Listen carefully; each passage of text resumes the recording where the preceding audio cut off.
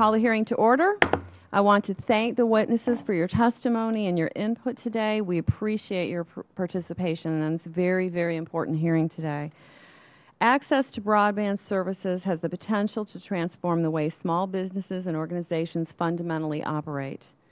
Small firms can communicate with potential buyers around the world, family farmers can better monitor and manage crop prices, and entrepreneurs can launch a website or app. As a registered nurse and a small business owner, I fully understand the benefits of modern healthcare facility on the modern healthcare facility with broadband access. More importantly, broadband provides the gateway and opportunity for economic growth and job creation, especially in the rural areas. While it is easy to understand the limitless benefit of broadband internet, those capabilities would not be available if not for the contributions of our small business providers, like those represented here today. To keep up with the growing demand, private sector enterprises have invested billions of dollars to upgrade their network to provide faster and more reliable services. It is because of these investments that we can enjoy broadband at the workplace or on a wireless device. However, there is still a severe shortage of network infrastructure that limits many small businesses from utilizing the broadband services. In particular, rural areas of states are most likely to lack the necessary capabilities as they can be difficult and expensive to develop. This is the reason that I introduced H.R. 2128, which is the Stripping the E-Prescribe Arbitrary Mandate Act of 2011, which would prevent the federal government from imposing penalties and fees on health care providers who are not yet able to e-prescribe. Currently, there are a variety of federal initiatives aimed at providing broadband to everyone in the United States. When considering these policies, we must first ensure that the regulatory changes do not diminish the incentive for private sector investment in broadband infrastructure. Moreover, we must strengthen our oversight on various programs to confirm that federal dollars are being spent efficiently and will benefit small businesses in rural areas. We have a distinguished panel of witnesses here today. I look forward to hearing their thoughts of the importance of broadband and how best to provide broadband to small businesses across the United States. I now yield to Ranking Member Richmond for his opening statement. Thank you, Chairwoman Elmers, one, for recognizing me, and two, for having this very appropriate committee hearing. And thank you to Ms. Sanders, Mr. West, Mr. Bunbridge, and Ms. Brannon for coming here today. I think we can all agree that today's hearing will offer us a great opportunity to examine the benefits and challenges of broadband deployment. The technology and telecommunications sectors are major contributors to the U.S. economy for engines for economic growth, with the potential to create at least 1 million new jobs and keep over 3 million employees at work in the broadband sector. Small firms stand ready and eager to capture the economic gains produced by this technology. More small businesses are embracing broadband more than ever before, and it's rapidly changing the way business is conducted. Innovative applications and services such as video conferencing are helping small companies reduce costs, increase productivity, and expand their businesses into new marketplaces. We have seen the benefits broadband can bring to our daily lives in a variety of ways. Those fortunate enough to have access to broadband know how it improves efficiency while reducing operating costs. Yet, in rural areas, the percentage of small businesses without broadband access is twice as high as urban areas. Even though broadband subscriptions have steadily increased, access in rural and low-income communities is being outpaced by the rest of the country due to a lack of network deployment. Beyond the access barrier, there are cost issues. Small firms pay 2 times more per employee for broadband than larger firms. Unfortunately, the adoption gap may further widen without adequate support for broadband deployment. Federal loan and grant programs have helped economically disadvantaged communities gain access to high-speed internet, resulting in attracting business, lower unemployment rates, and skilled workers. Eliminating the digital divide will not only assist rural and low-income communities, it would help our nation's job creators. By making the virtual marketplace more accessible, the bar to entrepreneurship is lowered, which encourages job creation throughout the economy. Broadband access has significantly impacted tourism, agriculture, and rural health care, improving the ability of patients and practitioners to use electronic medical records, and telemedicine has been a top goal in Louisiana. These investments have improved patient care and resulted in a better integrated health system. Today's hearing will focus on improving broadband access in order to strengthen the small business economy. The insights gathered today will enable us to make certain that policies coming out of Congress and the FCC effectively support network deployment. This committee will ensure that the needs of small firms are taken into account during the FCC's Universal Service Fund reform process. Our country's continued leadership in technological development depends on it. In advance of the testimony, I want to thank all of the witnesses who traveled here today for both their participation and insights into this important topic. Thank you, and I yield back. Thank you to our ranking member. Our first witness is Missy Brannon, who is the General Manager of Yadkin Valley Telecom in Yadkinville, North Carolina. She has over 20 years of experience with the Yadkin Valley and currently resides in Fall Creek, North Carolina. She is testifying today on behalf of the National Telecommunications Cooperative Association organization for the promotion and advancement of small telecommunication companies and the Western Telecommunications Alliance. Thank you for being here, Ms. Brannon, and we look forward to your testimony. Thank you for the invitation to participate in today's discussion on the role of broadband access in the startup and growth of small business. For the past 2 years, I've served as General Manager of Yadkin Valley Telephone Membership Corporation, which is headquartered in Yadkinville, and my remarks today are on behalf of Yadkin Valley, as well as NTCA, APASCO, and WTA, and there's several hundred small community-based members that provide a variety of communication services throughout the rural far reaches of the nation. Our industry leads the way in deploying high-speed, sustainable broadband to rural America, thereby providing an incubator for small business ideas in rural America to be implemented and to flourish. America's 1,100 rural telecom providers serve approximately 40% of the nation's landmass, yet about 5% of the population, an average of 10 customers per square mile.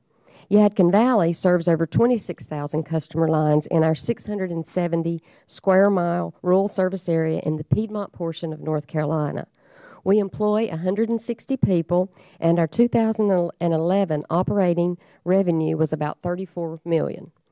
We offer 1.5 megabit broadband to 96% of our service area with much faster speeds offered to a majority of customers, and we're working on a strategic network plan to deliver 25 megabit broadband to the 55% of our customer base that doesn't already receive it.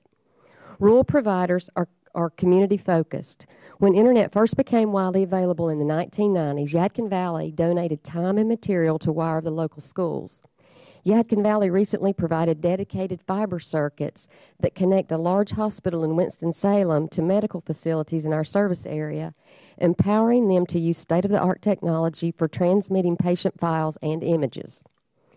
The efficiencies of our broadband network mean more opportunity for small business to start up and grow, and companies from around the world can reach our customers through the Internet. Ever since Yadkin Valley began operating in 1950, we've been proud to serve as the only provider to the most rural areas of North Carolina, while other carriers chose to serve only the most profitable, densely populated towns. Broadband has become essential to doing business in the United States. The Small Business Administration reported in 2010 that 90% of small businesses use broadband, 71% had a website, and over one-third are not satisfied with their Internet speed. Small rural community-based telecommunications providers alone contributed $14.5 billion to the economy in 2009, supporting 70,700 jobs through employment and purchasing goods and services. The Federal Universal Service Fund was created to support quality, reliable telecom service in high-cost rural areas where low customer density, vast distances, and rugged terrain deter even the most optimistic business cases. Without universal service and inter-carrier compensation, which is a system by which carriers compensate one another for the use of their networks, rural carriers would be forced to drastically reduce service or charge unaffordable prices, neither of which is consistent with long-standing national statutory policy. The FCC released its Universal Service Inter-Carrier Compensation Reform Order on November 18, 2011, with the aim of transitioning the program to explicitly support broadband service in rural America. However, the FCC's order failed to adopt provisions promoting broadband service in small rural carriers' service areas. It cuts existing cost recovery mechanisms for rural carriers retroactively, and it proposed a further notice of rulemaking with the potential for more cuts. In sum, rural providers will be expected to do more with less opportunity for cost recovery and don't even get the regulatory certainty they sought, as a further notice hinders lending and investment. Reforming universal service and inter-carrier compensation properly is essential to achieving our national goal of universal broadband access and to the livelihood of thousands of job-creating small businesses. We can all be proud of our nation's broadband progress over the past decade and the opportunities that broadband creates for small businesses to compete and thrive.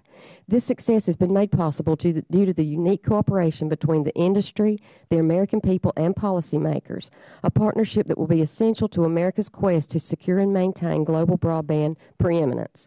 Rural providers and the rural associations are eager to continue working with you to move forward aggressively to fulfill the national objective of making broadband universally available. Thank you for your attention to this matter. Thank you so much, Ms. Brannon. And I failed to, you were well under our 5-minute time, so I appreciate that. And I did fail to mention to the rest of the panel, you'll have 5 minutes to give your testimony. And if you can see the lights in front of you, it'll stay green, and about the point where it's 1 minute left, it'll turn yellow, and then you'll get a red light after that. But we are flexible here. We want to hear as much as we can, but if I have to, I will cut you off. So I appreciate that. But our next witness is Mr. Roger Brundridge. See, I knew I was going to get it wrong, and it's kind of a tongue twister. Roger Bundridge. Yes. See, I kept putting another R in there. That's my problem. That's fine. Roger Bundridge.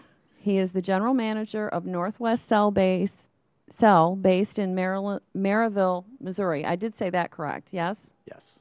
Is it Missouri to you or Missouri? I use Missouri. And the Maryville, not, okay. It's Maryville, yes. It depends on where you are. I've learned this. That's right. Okay. As he has held this position for the past 10 years, where he has helped to grow from 12 to 29 employees. He is testifying on behalf of the Rural Cellular Association. Welcome, Mr. Bundridge. Thank you, Chair. I'm going to get it right by the end of this. So thank you for your testimony, and please proceed. Chairwoman Elmers, Ranking Member Richmond, and members of the subcommittee, thank you for the opportunity to be here today. My name is Roger Bundridge, and I'm the General Manager for Northwest Cell. Northwest Cell is headquartered in Maryville, Missouri, and provides mobile voice and broadband services to customers in 5 counties. Northwest Cell understands small business operations because we are a small business with 29 employees, 1 retail location, 11 agent locations. We like to say that we are big enough to serve you, but small enough to know you. I also serve on the Board of Directors for the Rural Cellular Association, which represents over 100 competitive wireless carriers just like Northwest Cell. The areas that we serve are primarily rural, and we take pride in our commitment and support of these communities. Smaller rural and regional wireless providers connect Americans throughout their communities, which allow them to innovate and compete. For example, I recently met with a group of farmers that will utilize our mobile broadband service along with iPads to control and maximize planting and harvesting. Northwest Cell also provides broadband data cards to the Nottoway County Sheriff's Department so that officers can access critical databases in real time. Northwest Cell is the only company in our market that is capable of providing wireless 3G broadband service in both examples. In order to be able to continue to serve rural America, Northwest Cell and other competitive wireless carriers have 4 critical needs. 1, sufficient and predictable service through the new universal service mechanisms. 2, access to usable spectrum. 3, access to cutting-edge devices. And 4, reasonable terms and conditions for roaming service. First, like most of the RCA members, Northwest Cell currently receives high-cost support through universal service funding to construct, maintain, and upgrade high-quality wireless networks at affordable prices in rural areas. Also, like many RCA members, Northwest Cell stands to lose all or a substantial portion of this funding as a result of the FCC's recent USF reform efforts. As part of these efforts, the FCC is working to establish the Mobility Fund to provide support for mobile wireless services. Unfortunately, the $400 million in annual non-tribal support budgeted for the ongoing Mobility Fund will not be sufficient to provide continued expansion. The FCC must allocate additional funding.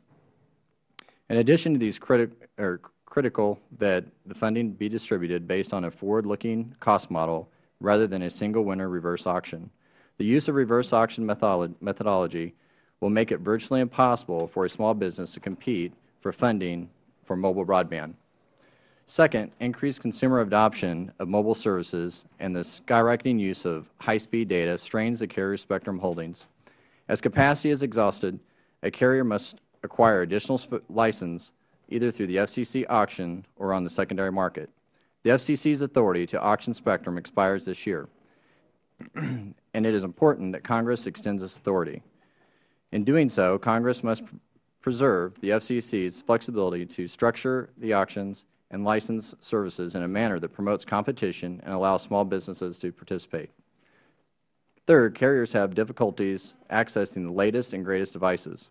Exclusivity agreements between device manufacturers and the largest carriers have limited the number of devices available to small carriers. Where devices will only work on a specific slice of spectrum, we need devices to continue to expand our service.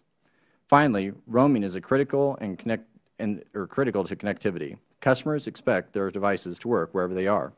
With the FCC's data roaming order last year, carriers are required to offer roaming for both voice and data services at fair and reasonable rates. The order is being challenged in court, and the smaller and regional carriers may be unable to provide their customers with broadband roaming on the larger carriers' networks. Despite these challenges, Northwest Cell and the wireless carriers like us play a critical role in the market. For us to remain competitive in an increasingly consolidated industry and to continue to expand service to difficult-to-serve areas, I strongly urge you to support the policies at the FCC and in Congress that level the playing field and allow smaller carriers to grow. One, with sufficient and predictable universal service support for mobile broadband. Two, for competitive access to spectrum. Three, roaming on commercially reasonable rates. And four, to offer cutting-edge devices. Thank you again for the opportunity to participate today. Thank you so much, Mr. Bundridge. And now I'm going to turn to Ranking Member Richmond to introduce our next witness. Chairwoman Elmers, it's my honor to introduce to the panel and members in the audience Mr. Darrell West. Mr. Darrell West is the Director of the Center for Technology Innovation at the Brookings Institution. He is the author of 18 books and is the winner of the American Political Science Association's Don K. Price Award for Best Book on Technology. His current research focuses on technology policy, the Internet, healthcare, education, and privacy and security. Welcome, Mr. West. Thank you very much, Chairwoman Elmers and Ranking Member Richmond. I appreciate the possibility of testifying before this committee.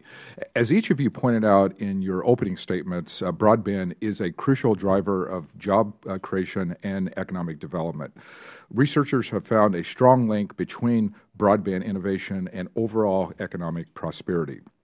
For example, a World Bank study of 120 nations found that each 10 percentage point increase in broadband penetration adds 1.3 percentage points to a country's gross domestic product. So there's a huge economic payoff in terms of investment in this area. We're also seeing tremendous growth in terms of mobile broadband in particular. Within 4 years, it has been estimated that mobile broadband will comprise about 80% of the total broadband subscription. So it will become the dominant means of Internet connectivity.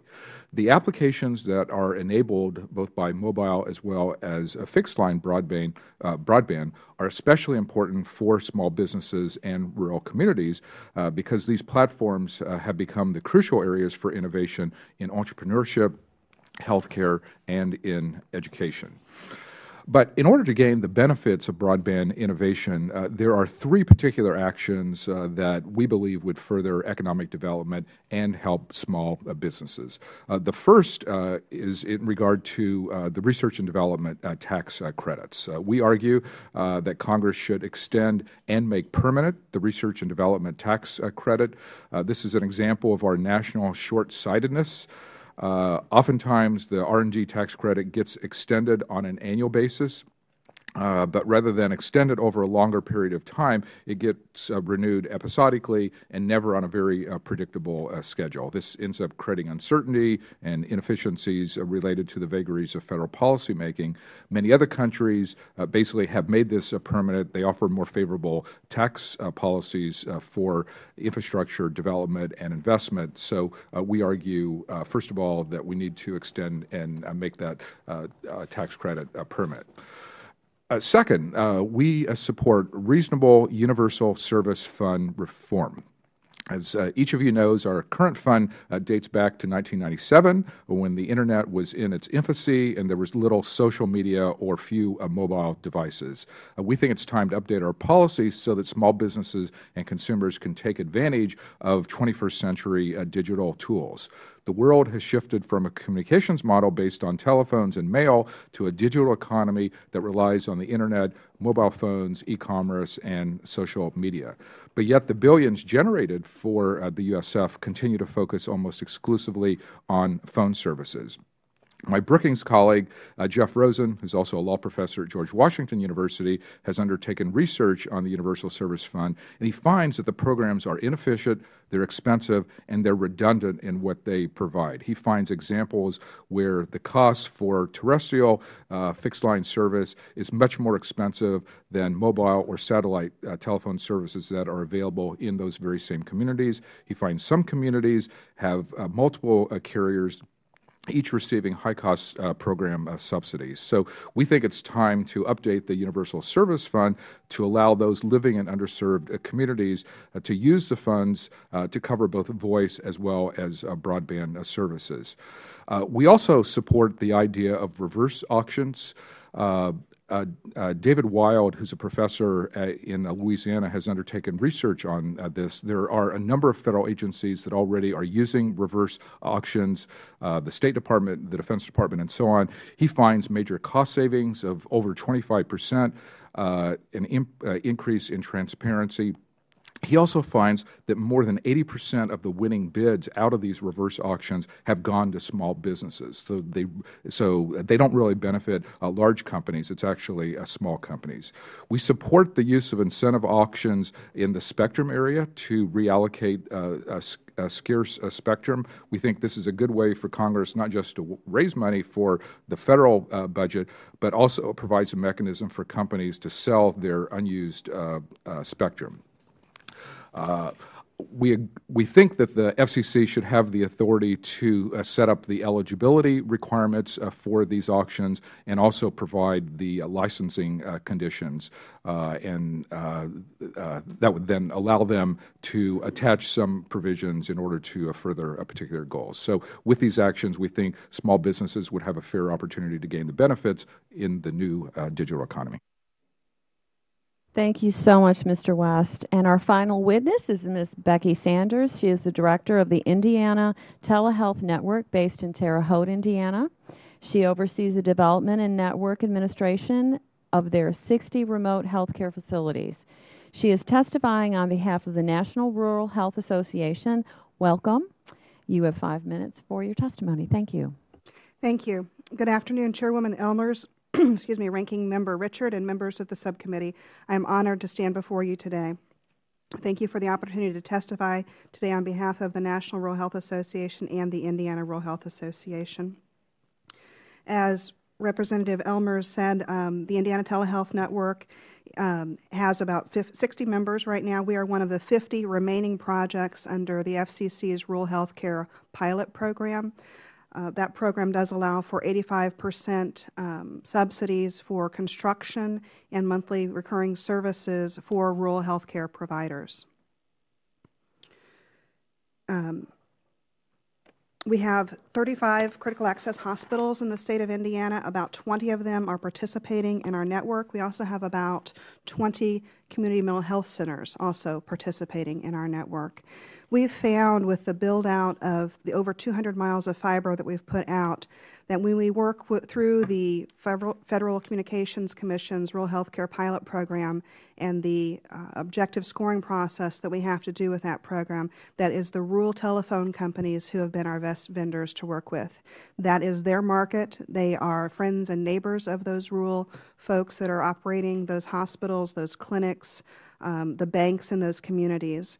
We have 6 different cases that are really strong cases about public-private partnerships between local economic development organizations and the healthcare organizations. The average standard construction for landline is about 40,000 miles or $44,000 per mile.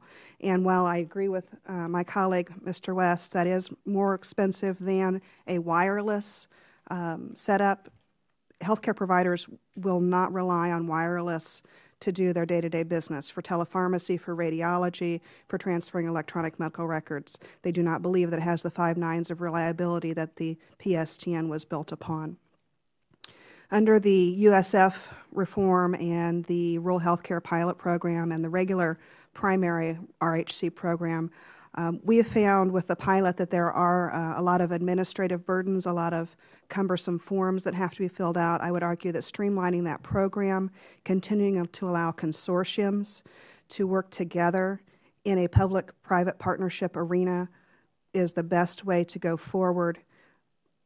Universal service reform needs to happen, but there still need to be subsidies out there. When telephone companies like Yadkin Valley Telephone were built hundreds of years, in about 100 years ago, they formed co-ops, many of them. It was farmers in the rural communities that came together with doctors in the rural communities that wanted to have service in areas that other companies wouldn't touch.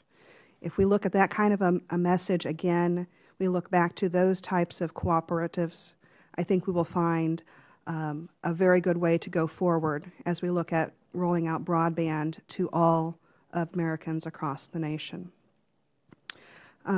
Just a couple other things. We talk about America being the land of the dreams, and I thought it was very interesting last night in Washington, D.C., in my hotel when I was trying to do some final research for my comments today, that I didn't have enough wireless access in my hotel room to do what I needed to do. I think that there's huge opportunities across the nation for wireline providers, for wireless providers to work together to bring to Americans what it is that we need to do. In those communities that I mentioned where we've got really good public-private partnerships, it's the local economic development folks that come to me and say, hey, I hear that you've got this program that can help us get fiber to our community. Not only is it going to help the hospital, it's going to help the community. And I've got businesses that want to relocate here that won't do it unless we have reliable broadband in our community. So what do we need to do to sign on? Thank you for your time today. Thank you so much, Ms. Sanders. And we will go right into questions. Thank you all for your opening statements. I will start with questions. This question is for everyone on the panel. And Ms. Sanders, since we ended with your testimony, I will start with you first. The National Broadband Plan sets the goals of providing affordable broadband coverage to every American in the next decade. How would you evaluate the government's performance so far? That's a big question. And how are you working to help reach these goals? And I know you, Ms. Sanders, you've already addressed some of those, so please, if you will. When you look at the National Broadband Plan, I believe it's Section 10, and I've got some, in my written testimony, I've got some exhibits that talk about the needs for healthcare providers, a minimum of 5 megabits for a single physician office to have enough broadband to do electronic medical records. For those in the healthcare industry, the adoption of meaningful use electronic medical records is very important. In coming years, they will be penalized for not adopting electronic medical records. So it's something that has to happen. Programs like the USF Rural Health Care Program are a huge step forward. It has taken a lot of time to put our program together, but I think we're at the tip of the iceberg, and as the years progress and as we continue to build trust and relationships with all of our healthcare participants and the vendors that we're working with, that we will see the benefits that we need to see. I would say that we've made tremendous progress in the national broadband area. Certainly when you look at some of the interesting new applications that have come online in terms of healthcare and education in particular, there are lots of exciting new things. But I think there's still a lot of work yet to be done. The general criticism that I would have is I think we just need more flexibility in how we're using the dollars. I mean, I think we're still tied to a telephone landline model in an era where we're moving from telephones to digital outreach, and even within the digital sphere, we're moving from fixed lines to mobile. I mean, within 5 years, most applications are going to be mobile. And I think even in the healthcare area, there are exciting new opportunities developing in mobile health. We've done studies at Brookings in terms of some of these new programs that are going online. So I would just encourage Congress and certainly the various federal agencies to try and build a little more flexibility into some of these programs. Speaking on behalf of Northwest Cell, my company in the last 10 years has constructed from 12 cell sites to 29 or 35 cell sites, I apologize. And we've even included 3G wireless service. I mentioned a couple examples where we have 3G service and we've been able to support farmers and public safety agencies. We've done this through the support of USF, and the system that we've been or we've been currently using has been working. And for the past 3 years, our company has been under a cap, and we've still we're not contributing to the growth of the fund, so we're still continuing to offer broadband service in our region. And we continue in order to migrate into 4G services and support the growth of mobile broadband service. We need to continue to receive funding to help do that in unserved areas. At Yadkin Valley Telephone, we've made a lot of progress towards our broadband deployment.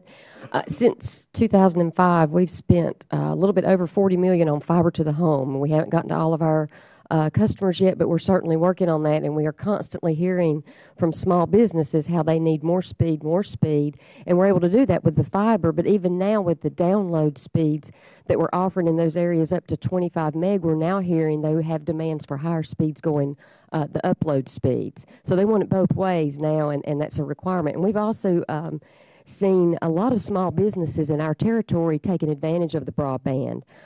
We recently had a company, Southern Farm Supply, and we installed 12 computers there. We actually are their IT provider as well. And obviously they use our firewall service also, so they're using the internet for their business, and they're in our area. We have another trucking dispatching company that has been able to put people in their homes to work out of to do the dispatching because of the broadband that we provide to them. So that's been a great efficiency builder for them and has enabled those people to work out of home. We've also we've had a couple of different companies who've bought IP phone systems that are they're in the rural areas, and these enable them to connect with other companies outside of our area as if they're on the same phone system. The IP system's doing great. As far as the broadband plan, we were fortunate enough to just last year receive a BIP. We got a BIP of the loan grant dollars. So that's going to enable us to get even to the more rural areas where you have hardly, very, very few customers per mile. But we can only use that money in underserved areas. We can't use that in our whole territory, but we are taking advantage of that, and that's working along well. We are striving to get 25 meg out to all of our customers over the next several years, but with the regulatory uncertainty with the Universal Service Fund, it really makes us weary of really committing ourselves to a lot of investment right now and not knowing what the future is going to be, because we really rely on the Universal Service and intercarrier compensation to help us recover the cost of our network. And we have a lot of users on our network. We have long distance carriers, and we work with the wireless carriers to carry traffic. So lots of times for the heavy traffic, when it hits a tower, they then connect to our fiber which you got to have that to be able to carry the heavy data usage that's coming and is already here. Thank you. Thank you. And I have one more question for now, and this question is for Ms. Sanders. In your testimony, or excuse me, let me back up. I'm looking at the wrong one. Earlier today, the Gallup poll actually put out some poll data that I think speaks volumes. 48% of small businesses are not hiring new employees due to rising health care costs, and 46% are focused on uncertainties in the new government regulations. So my question for you is the effect of the broadband on healthcare. Do you feel, or how do you characterize the access of broadband in reducing the costs of healthcare for your facilities? And do you believe it has helped small business healthcare facilities become more independent and viable? That's a really good question. I wish I had a crystal ball. There's a lot of uncertainty in healthcare reform as well as universal service reform and intercarrier compensation.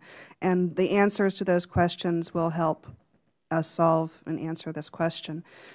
From the rural healthcare practitioner standpoint, I've seen a lot of use of telemedicine over our network and other networks as well that we've been in touch with.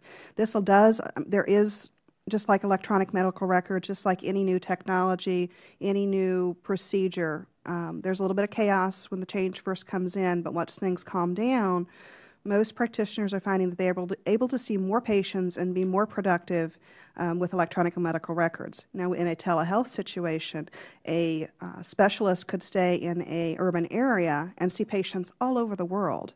That makes them even more productive in their day. Instead of a lot of physicians today from metropolitan areas in Indiana will spend a day on the road, a day here, a day there, and see patients, maybe once a month in a rural community. They've got travel time on the road. They're not nearly as productive as they could be over telemedicine. Thank you so much for that input. And now I'm going to yield to Ranking Member Richmond for his questions. Thank you, thank you, Chairwoman. I'll start with just a small story. And my mother is from the poorest place in the country, which is Lake Providence, Louisiana. And when we talk about broadband and we talk about how that affects small and poor communities, when I visit there, the restaurants lose money and the hotels lose money because I won't stay there. I will drive 30 miles to Vicksburg so that I can have broadband and cell service as opposed to staying in my mother's hometown and renting a hotel and eating there at night. And we typically don't think about the economic development in those terms. But if you don't have it, you're not staying there, especially people who are hooked to their devices and people who have to use their business. I guess I'll start with Mr. West for my first question. And we've heard a lot of compelling testimony that broadband connectivity has become a critical economic driver of the U.S. economy. Small firms in particular rely on broadband networks to expand their markets and become more competitive. To that extent, what do you believe broadband-related data, or do you believe that broadband-related dollars could translate quickly into jobs for American workers? Absolutely. I mean, broadband is clearly a huge driver of job creation. As I pointed out in my testimony, if we just increase people's access to broadband, we're going to raise GDP on average 1.3 percentage points. So right now, the United States is roughly at about a 70 percentage internet usage level. So there still are 30% of Americans who are outside the digital revolution. So if we can just improve access by getting costs down and by improving digital literacy programs, we can get broadband out to underserved communities, both in rural as well as in urban areas. There's going to be an economic payoff. Small business is going to be a big beneficiary of that because a lot of the high-tech jobs really are being created at the small business level. So anything we can do to ease the regulatory burden, improve access, and boost internet broadband usage is going to pay off economically. Thank you. And Mr. Bundridge, considering what Mr. West just described, I guess looking at the reports by the FCC and USDA with the impact of broadband on farming, on tourism, and all of those things, for small rural carriers, how do you promote greater adoption among small businesses in your local communities? I think since I live within the areas that I serve, I have a personal relationship with those small businesses and the people in those communities. Within my market, we have a county, Worth County, Missouri, and it's actually one of the poorest counties in Missouri. There's 2,000 people in that county, and my company decided to go in and build a cell site there 5 years ago. I received a petition from somebody there within the community wanting service, and so we moved forward on that. We started off, we worked with the city, and we put something on a water tower. It was just, let us come in here and at a low cost try to create some service for you. And we went in and did that, and we started getting customers out of it. So the perception that it was a poor county caused companies to stay out of it. Today we have over 50% of the customer base there has our service. And in turn, since they have our service, we find ourselves supporting the schools and the small businesses within that community on a regular basis, since it is, since we have such a large customer base there now as a percentage of the customers. So, I think to go into some of these communities and these rural areas that you mentioned, there is a lot of need there, and there are a lot of people that need broadband, mobile broadband, along with fixed broadband services. And companies like ours are the ones that are going to go in there, since we have a personal relationship with those communities to build that out. Ms. Brandon, we know that many of the rural service providers face high deployment costs associated with serving low-density areas. How is your business dealing with those costs? And as an industry, where do we stand with respect to deployment of broadband services in rural and high-cost areas? We have, like I mentioned a minute ago, we've taken advantage of the BIP loan grant. We received a $22 million half loan, half grant, and we took advantage of that. We have slowly started, we started building out our fiber to the home network, which goes to homes and businesses, in 2005. And we've, as far as the high cost with that, we were fortunate that we didn't have to borrow a lot to do that, but ongoing we're going to have to think about ways we're going to have to do things differently. And that's where the whole thing with the Universal Service Fund is very scary for us, because we're not sure how we're going to be able to move forward with that uncertainty with what's going on with that. With the grant that you all received, how, what was the process like to get it? I mean, no, it was very cumbersome. A lot of paperwork. It took us, we had to hire outside engineers to help us do the paperwork. There was so much involved with that. We had to do in-deep analysis of who else was serving in those areas, if we had competition, and were they truly underserved, because they had to be underserved to get that dollar. So we spent a lot of money doing the application, and then had to go through the waiting process to see if we were going to get it. And, it was we put in a lot of dollars to get that loan grant. You have any idea how much you all spent? Just the pre-loan work, I would say $100,000 to $150,000 pre-loan.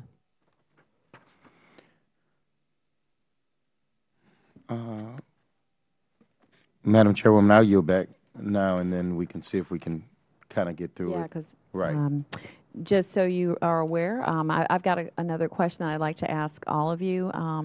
It's really kind of a three-part question, but we've been called for votes, so we're going to continue on, but they'll hold it open, so we've got a few more minutes. Basically, my last question for all of you is, how do you keep track of the variety of federal regulations that are coming down in Washington, number one? And how does this influence your business strategy? And lastly to that question, I would like to ask you, if you could eliminate one federal regulation, what would it be? And I'll start with you, Ms. Sanders. Wow. Can I go last? Keeping track of things, the Indiana Rural Health Association has 12 employees, and we do our best to keep track of things. We each have our own little areas that we kind of keep an eye on as far as federal grants, that type of thing. It's very difficult to know, and yesterday I was at a meeting, we're talking about rural EMS services, and somebody said, oh, hey, did you see this grant? This would be perfect for you guys. I had no knowledge of it, so she sent it over. So in an effort towards reducing paperwork, administrative, we do a lot of stuff through grants.gov, but if there was a better way to consolidate all of the different grants, we've talked about BIP and BTOP a little bit. There's ARA funding out here, and there's USDA funding over here, and it is a very difficult process. And to reduce legislation, not necessarily legislation, but just streamlining of government programs, more work between government agencies. Sometime as a FCC rural health care pilot program, we looked at BIP and BTOP, and we didn't have $150,000. We estimated maybe $100,000 in paperwork to try and apply for that. We didn't have it. We didn't have the manpower. We didn't have the money to hire anybody to do it. So we couldn't even think about taking advantage of that particular program. So the more that the federal government can do to streamline the processes, reduce administrative burden, the program we're working under doesn't carry any administrative assistance at all. So we've had to go to outside sources or to membership fees to cover our own costs. Thank you. Mr. West?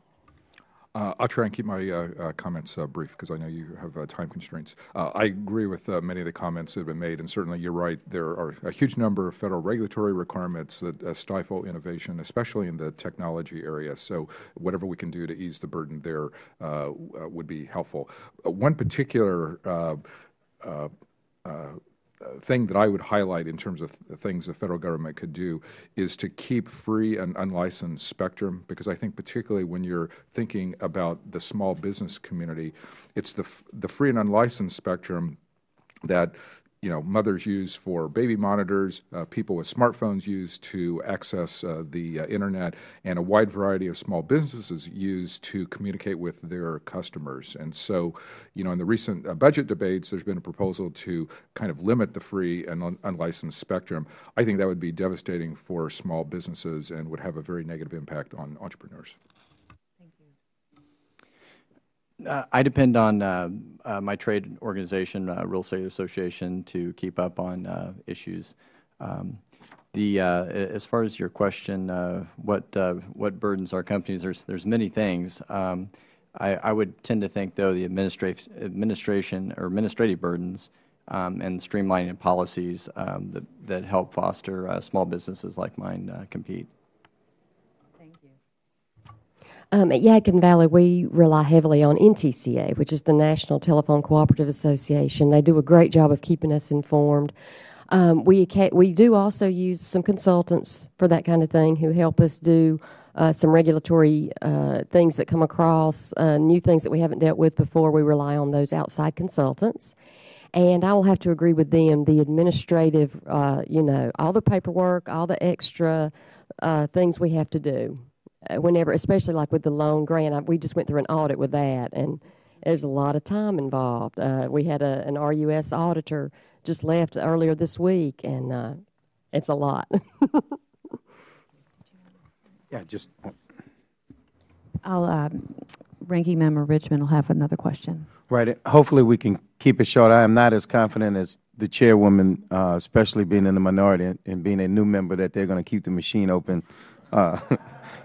For me, and truth of the matter is, as soon as they get to the votes, I think the chairwoman's in trouble, too, as soon as they get to the number they need. And seriously, looking at, I guess, the recommendations that have come from you all, and I was trying to take notes. One was leveling the playing field, predictable universal service support, competitive access to spectrum, roaming on commercially reasonable rates, and availability of cutting-edge interoperable devices, and making the R&D tax credit permanent so that people can properly plan and know that it's going to be there and can invest and calculate their business model accordingly. Is there anything else that you can think of in like a minute or so that we should look at going do that can be a legislative fix or something through the administration that you think could help what we're trying to accomplish?